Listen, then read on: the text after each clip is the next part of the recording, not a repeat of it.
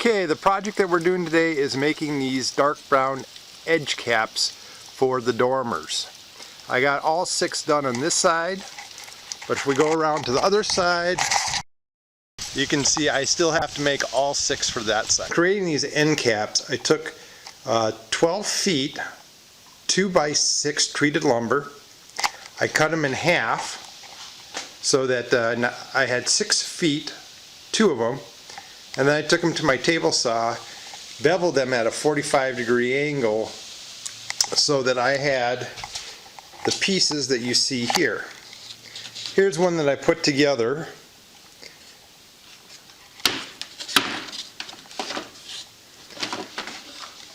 So now I have 5 made and I'm on my last one, and I thought I'd have you guys join me for that one. Okay, for this last one, the most important thing about it is that I make a corresponding right side to the left side or left side to the right side. I've set aside the other 4, making sure that I had a left and right for both dormers. And now here's the last piece that I made. So I can use this as a reference to make sure that I'm doing the opposite piece of it. So we have both sides. That's going to be the level side. So these have to line up at the top. And these are the bevel sides. So using this sequence, I should have opposing sides. Just in case I don't want to have any water run through the crack and infiltrate here. So I'm just going to run a bead of caulk down the edge. This is treated lumber, so I don't really have to worry about it rotting. I'm just more worried about water infiltration. So I like to pre-drill a hole on each end.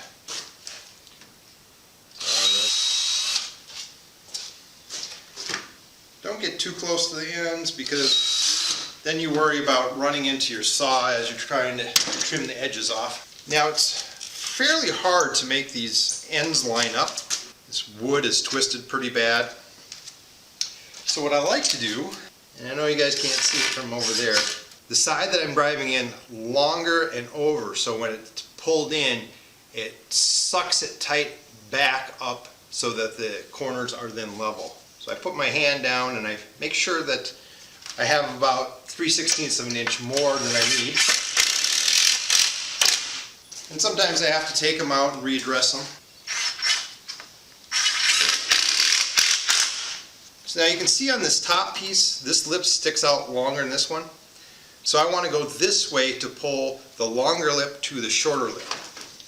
That's what you always want to do, because as you tighten it, the longer lip will get pulled in and you can make the edge flush just by driving in a little further.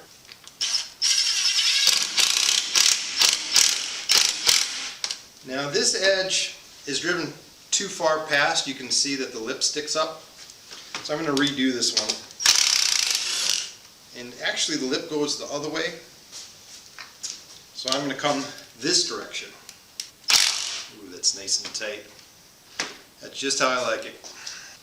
Now this lip's a little high over here, so I'll put a screw in this way and suck that down there. You kind of got to adjust constantly with this wood because it's not very straight or true. And also when you cut the beveled edge, it's really hard to keep that as a straight cut with twisted wood. Let's double check, make sure we have opposing sides. Good news is we do. The last step is to cut the bevels. The long edge is the outside. That's where you want it to be the longest. Turn my saw to 40 degrees because I have a pitched roof.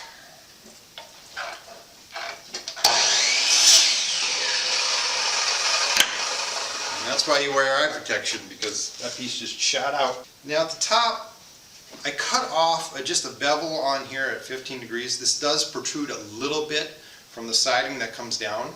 So if any rainwater gets, even though it's the eave is right up here, it'd be really hard for rainwater to get up here, but storms around here are crazy. The wind will blow all directions. So it's best just to always want your water to run away from your building.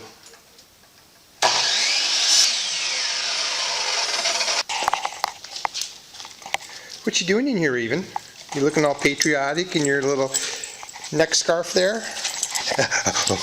Alright, I got set up for today. We'll put those end caps on that we made before. And I'm going to be up on ladders a lot today. So let's get at it.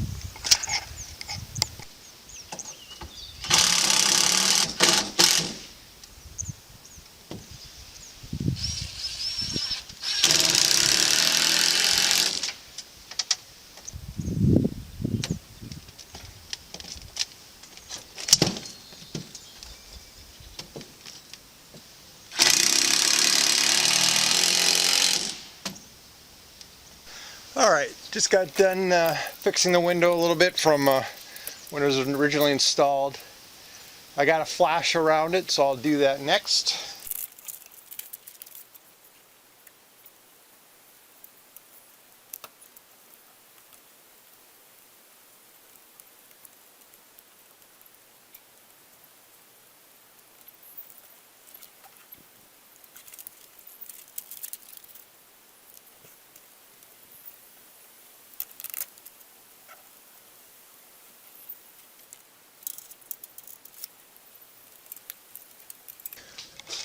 Alright, I need siding for the two corners.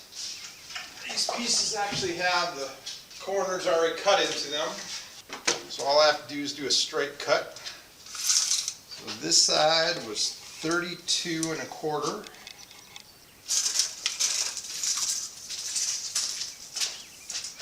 This side was 32.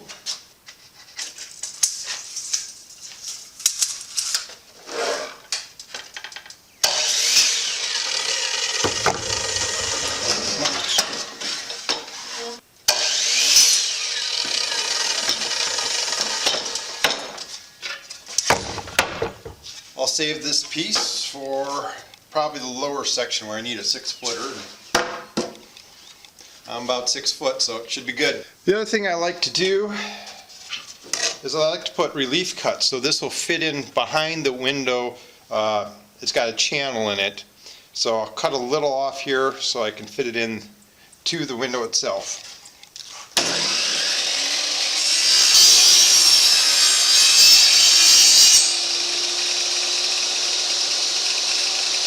So one last step that I have with these is to cut this little lip off right here.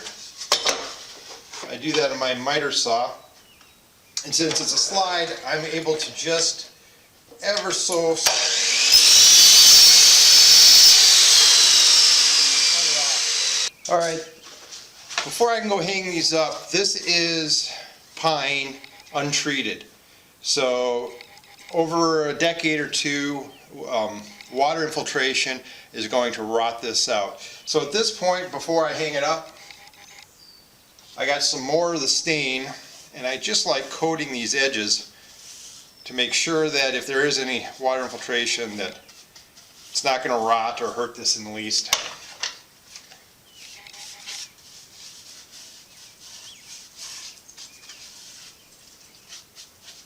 And the last thing I'm going to do before I hang these up, since these go around the window and I might have to replace the window someday, I want to drill holes and screw it in so I can easily unscrew the siding to remove the window.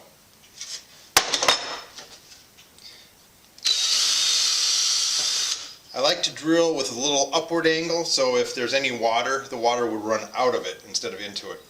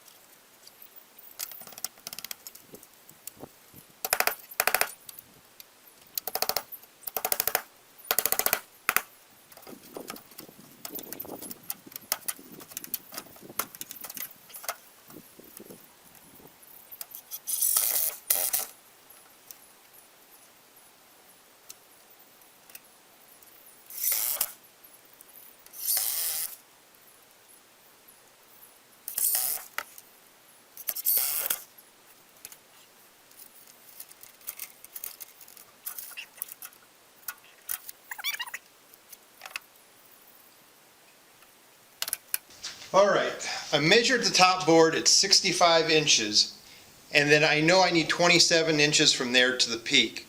So my idea is to cut all the pieces on the ground and get them ready, bring them all up at once, and nail them up. So this is what I have.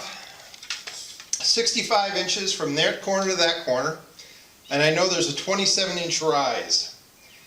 So I've laid some boards out here, and I know exactly how to cut these boards.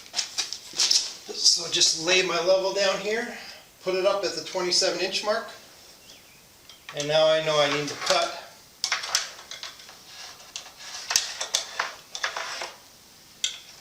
these boards at these angles. Okay, I need to do the right side and left side of the window. To do that, I'm going to cut 21 1/4 inch pieces. I need 10 of them, and then I'm going to go to the table saw and etch them like we did the one pieces up in the sides. I set my slide out here up a little higher and put it at 21 inches so I can just go really fast here.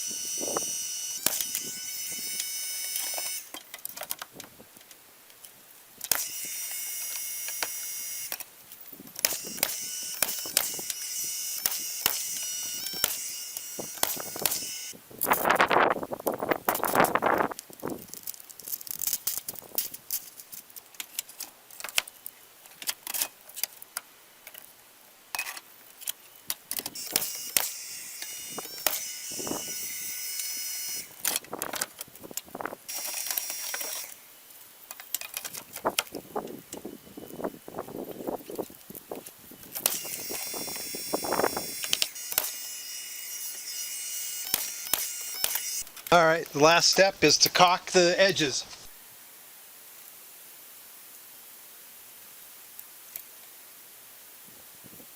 What do you got there, Raven? Having fun with your bottle? Excellent. Go play with it. Alright, so here's my frame. I'll screw it up here so that I know what size to make all the siding.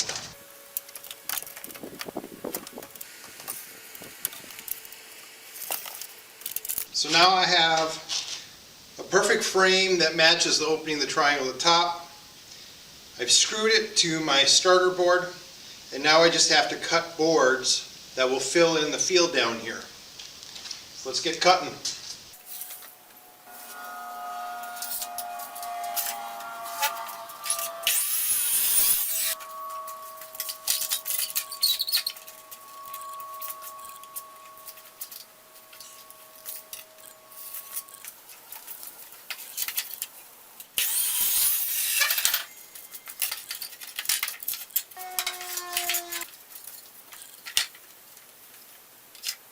Alright, all done.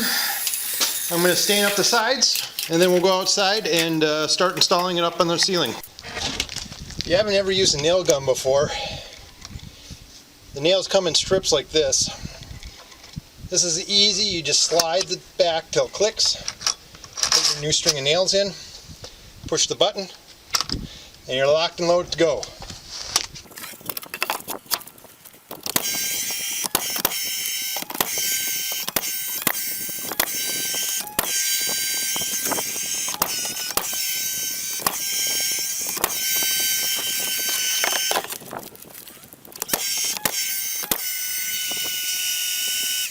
You might be asking, why did I start at the top and work my way down? It's because I want to have a full piece at the top and fit it perfectly, and then work my way down, tighten my edge here, and allowing a gap between the shingles that can be variable as it comes down. That should do it for the nails. I shouldn't need this platform anymore, so I can take it apart.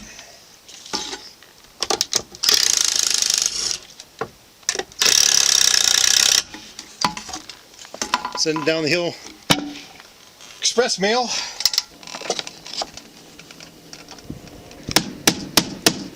The last step is caulking the side.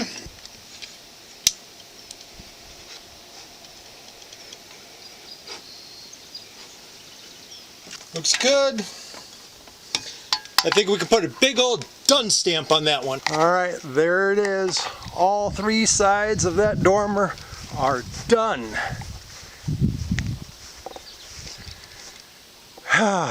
One dormer left. I gotta say, building a garage with a dormer sounded great from inception, but man, it added a lot of work. It's like building 6 independent sheds on top of your regular garage. So if you want dormers, think about it. It's going to almost double the time it takes to do the project. We got a lot of projects left on the garage, so join me over the next few years as we finish the upstairs, fix vehicles in it, and everything that I want to do for projects. So if you like this, make sure to subscribe and like. Thank you.